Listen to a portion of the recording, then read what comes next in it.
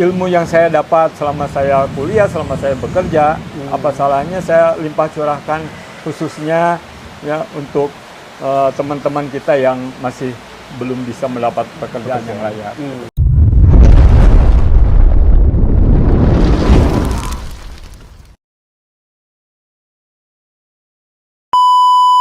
Selamat siang sahabat Visi.News. Yang ini kita baru mengikuti seminar di Kencana Online.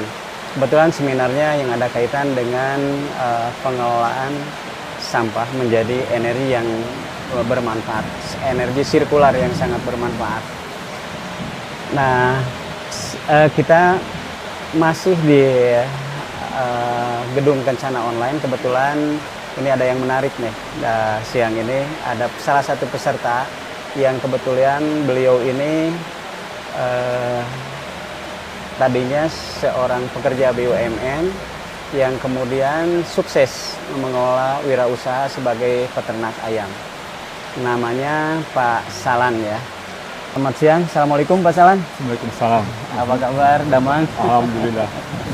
Alhamdulillah Pak Salan sudah ada di sini ya. Kita ingin tahu bagaimana transformasi dia dari seorang karyawan BUMN kemudian sukses menjadi seorang pengusaha ternak, dan nanti kita ingin tahu juga bagaimana tanggapan beliau ini atas kegiatan seminar di sini. Kang, kenalkan lah, Kang teh saha saresna cek. Ya, alhamdulillah. Pada hari ini saya adalah salah seorang peserta dari seminar ekonomi sirkuler, limbah, sampah, dan biomasa. Setelah mengikuti seminar ini, banyak pengetahuan yang saya dapat gitu. Di antaranya adalah pemanfaatan limbah sampah, ya. Di mana limbah dan sampah ini sampai saat ini menjadi masalah bagi kita, baik itu mengenai pengelolaannya maupun dampak-dampaknya terhadap lingkungan. Nah, setelah mengikuti seminar ini, saya mendapatkan pencerahan. Ternyata limbah sampah dan biomas ini banyak manfaatnya. Nah, kebetulan tadi disebutkan bahwa saya adalah pensiunan perkebunan, gitu. Dan setelah pensiun, saya terjun di bidang usaha ternak ayam dan kelapa sawit sebetulnya, Pak. Kelapa sawit. Saya juga mengelola kelapa sawit juga. Gitu. Kang, Kang. Gimana tuh Kang? Akang itu dari seorang mungkin eksekutifnya di BUMN bisa transformasinya itu seperti apa Kang? Iya, kanggo pekerjaan karyawan BUMN lain sanesna mungkin biasa jadi inspirasi Kang. Nyisihkeun nanti terus kumaha ta Kang? Ya, terima kasih. Jadi khusus untuk teman-teman pensiunan BUMN ya. Jadi selama kita dianugerahi kesehatan oleh Allah Subhanahu wa taala ya, apa salahnya kita selalu berkarya. Begitu ya. Jadi pensiunan itu bukan akhir dari bekerja, bukan ya. Tapi kita masih bisa mencari inspirasi ya, bahwa kita ini walaupun sudah pensiun kita masih bisa bermanfaat bagi orang lain gitu. Ya, di antaranya itu kita bisa membuka usaha-usaha, kita bisa mempekerjakan orang. Seperti kita tahu bahwa sampai saat ini banyak orang-orang atau ya lulusan-lulusan itu mau dari universitas maupun dari SMA ya, apalagi itu banyak yang belum mendapat pekerjaan, Pak. Jadi saya berpikir bahwa ilmu yang saya dapat selama saya kuliah, selama saya bekerja, apa salahnya saya limpah curahkan khususnya ya untuk teman-teman kita yang masih belum bisa mendapat pekerjaan yang layak. Di samping itu saya juga memang tentu saja ingin berusaha, karena kita tahu bahwa ya setelah pensiun ini penghasilan pasti akan menurun gitu ya. Tapi dengan berkarya ya insya Allah bahkan penghasilan kita ini akan bertambah gitu. Bukannya menurunnya malah Bukan bertambah. menurun. Pensiunan itu malah bertambah penghasilannya karena gaji pensiunan ada, Pak. Terus kita usaha, ya dari hasil usaha itu kita juga dapat. Ya, Dapat jadi juga double, ya. Pak. Iya, betul. Kalau tempo hari kita kan mencurahkan perhatian kita full sebagai karyawan, ya, Pak, ya. Iya. Kita tidak sempat melakukan sesuatu yang lain selain kita bekerja, ya, selain kita Fokus ke pekerjaan, fokus ya. ke pekerjaan begitu. Kalau sekarang kan waktunya banyak yang luang gitu. Ya kita manfaatkan waktu itu. Kang, oke Kang, Akang itu asli di mana Kang? Lahir di mana, terus sekolahnya di mana, terus di perguruan tinggi mana sih Kang? Eta heula Ya. Kang. Saya adalah asli dari Bandung, Pak. Saya asli Di- orang Sunda. Lahir di Saya lahir di Bandung. di mana Kang? Orang tua saya juga dari Bandung, kakek nenek juga dari Bandung. Saya lahir di Bandung dan Bandungnya rumah di saya mana, juga. Kang? Saya alamat saya di Jalan Parakan Asri, Pak. Lahir di Kompleks Parakan Asri. Enggak, orang tua saya di Jalan Banteng waktu itu Bawah Batu. Jalan Banteng. Di Bawah Batu, orang tua saya. Iya. Dan kebetulan mereka beliau sudah meninggal. SD SMP-nya di Saya SD SMP, saya SD BPI, SMP 2 Negeri Bandung, SMA 3 Negeri Bandung, terus saya masuk Universitas Pajajaran. Pajajaran, Jurusan pertanian. pertanian. Sampai S2 deh kan? Belum, Pak. Karena setelah lulus saya langsung bekerja. Ya, saya tidak lama menganggur, Pak. Bagi saya itu menganggur itu sesuatu yang paling menyiksa bagi saya. Terus bekerja langsung di PTPN Kang? Iya. Oh gitu. Saya langsung Tahun bekerja. seberapa Kang? Tahun 89. 89. Oh, Betul. Jadi dari mulai sebagai employee, Pak, staff. staff Sebagai staff perkebunan, saya Di- waktu itu di perkebunan, Pak. perkebunan mana Kang? Jadi saya bekerja di PTPN 8, ya, perkebunan Jawa Barat. Ditempatkan di daerah Ditempatkan di daerah-daerah. Nah, pada saat permulaan saya bekerja, saya ditempatkan di perkebunan Jalupang di daerah Purwakarta. Purwakarta. Iya. Terus tidinya, terus ngalih-ngalih. Ya, pindah-pindah, Pak. Sudah banyak, sempat ke Kalimantan juga, Pak. Waduh, sempat Kalimantan, Saya kan? di sana di Kalimantan saya buka perkebunan. Oh. Jadi kalau dulu itu orang Belanda membuka membuka perkebunan teh di Jawa Barat, ya, mulai dari hutan dijadikan perkebunan teh. Kalau saya mulai dari hutan di Kalimantan, mulai dari hutan Jadi perkebunan teh. Oh, perkebunan karet. gitu. Jadi sama dengan orang Belanda. Belanda Sunda yuk. Iya. Kang, terus dari karir di PTPN ini Akang puncaknya sampai sebagai apa Kang? Puncak saya adalah sebagai PJP, Pak. PJP. Jadi saya satu level di bawah direksi, saya sebagai manajer. Manajer. Setelah manajer ya saya pensiun. Oh, terakhir pensiun tahun? Tahun 2019. Oh, masih ini ya. Masih 2019. baru 4 tahunan. 4 tahun ya. Oh. Udah 4 tahun kemarin. Nah, Kang, Akang sukses sampai ke top manager ya di Iya. BUMN itu, Kang. Terus gimana tuh, Kang? Akang bisa berproses sampai akhirnya menjadi seorang entrepreneur, Kang. Ya.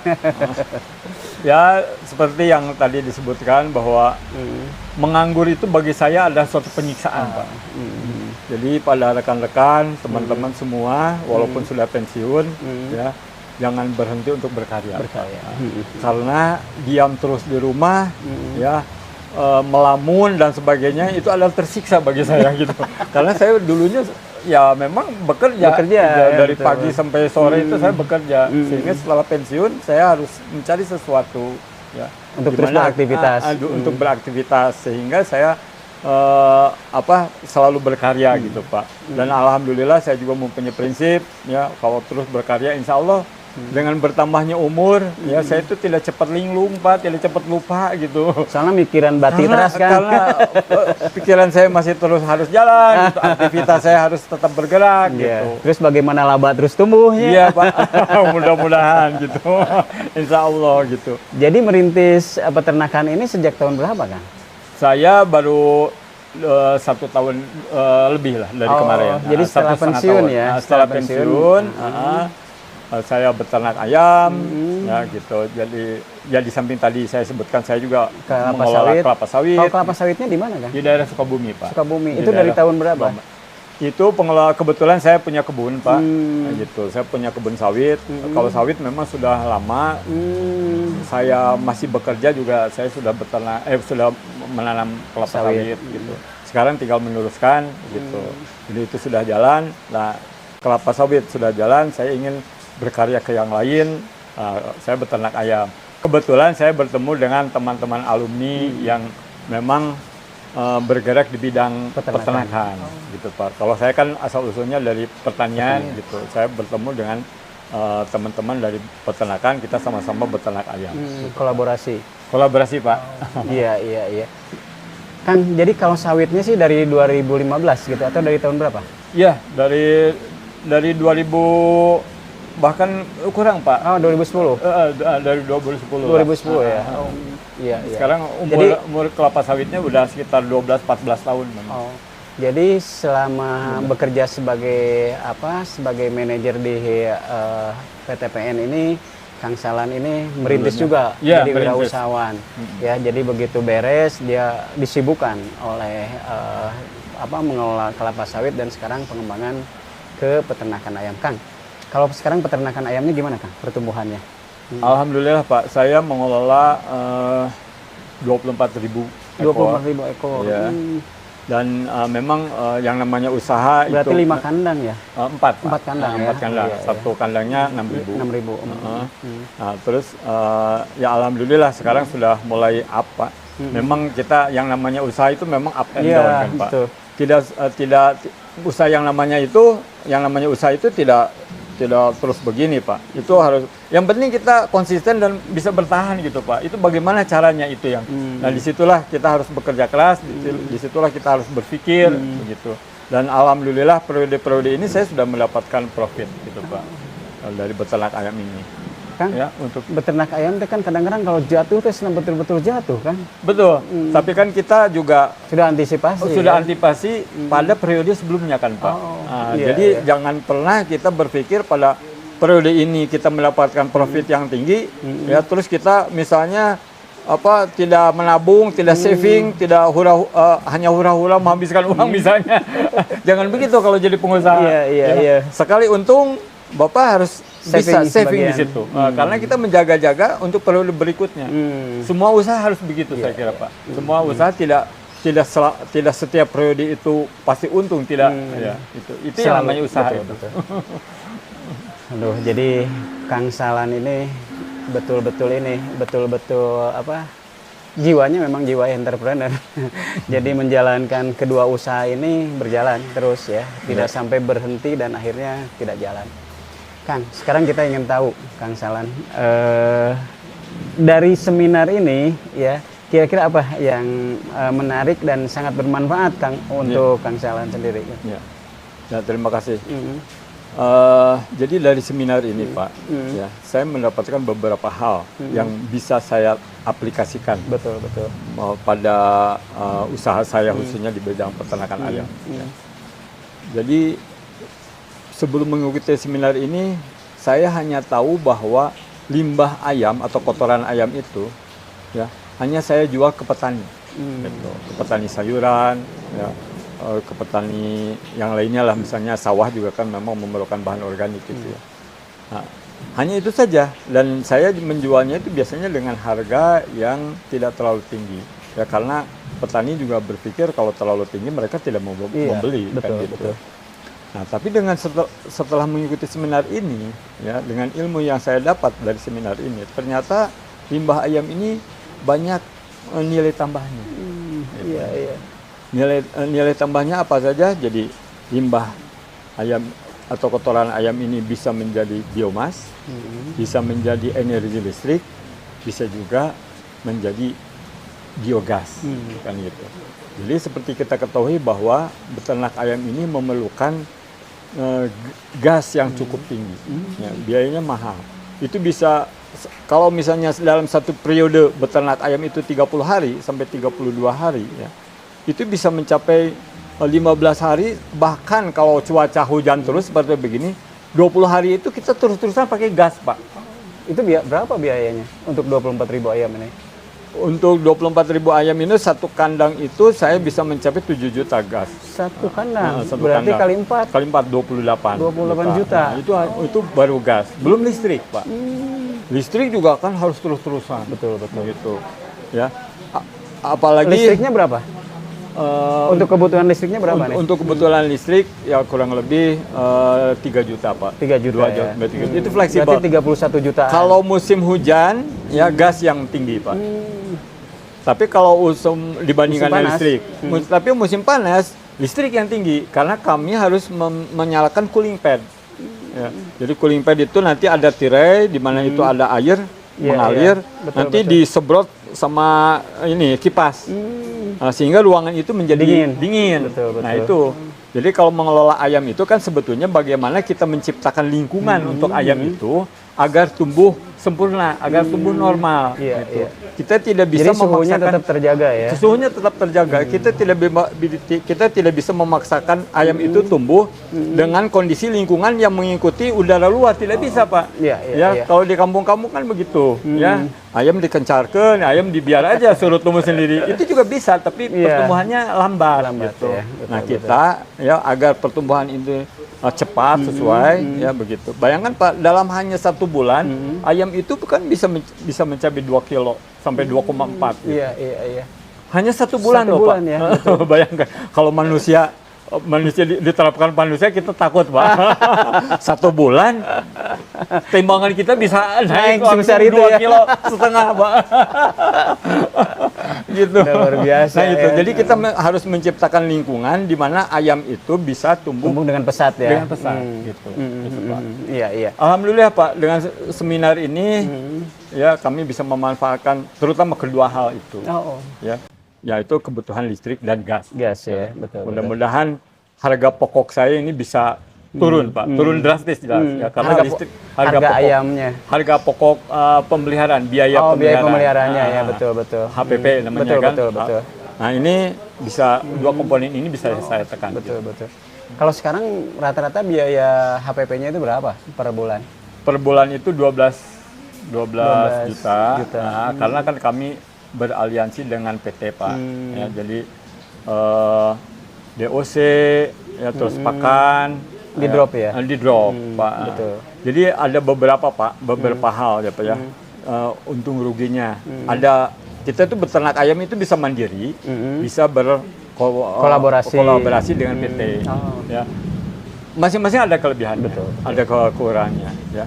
Kalau dengan kolaborasi tentu saja kita harus menjual ayam kepada mereka, ya. Terus pakan, obat-obatan di drop oleh mereka. Kalau mandiri, ya kita bisa menjual sendiri pakan dan obat-obatan dari biaya kita sendiri. Betul. Hanya ya saya sarankan ya, kalau misalnya kita beternak dalam jumlah yang banyak, Pak. Ya, saya juga pengalaman ini. Ya.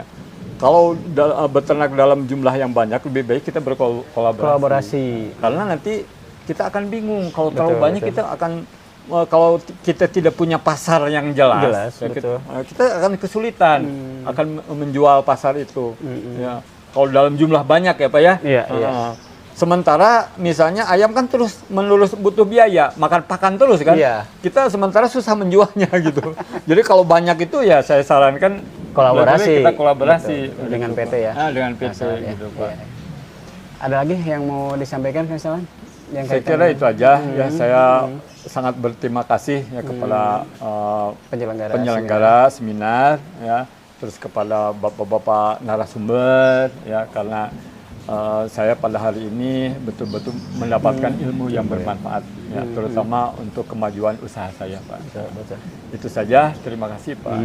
Sekali lagi ya, mudah-mudahan apa yang kita lakukan mendapatkan berkah dari Allah. Amin ya Allah ya Rabbal Amin. Alamin. Baik, sahabat visi.news, itu obrolan yang sangat menarik dari Pak Salan ya. Beliau seorang eksekutif BUMN yang terjun menjadi seorang entrepreneur yang cukup sukses. Demikian obrolan kita siang ini, kita tutup dengan ucapan wassalamualaikum warahmatullahi wabarakatuh. Waalaikumsalam. Terima kasih, Pak. Sama-sama.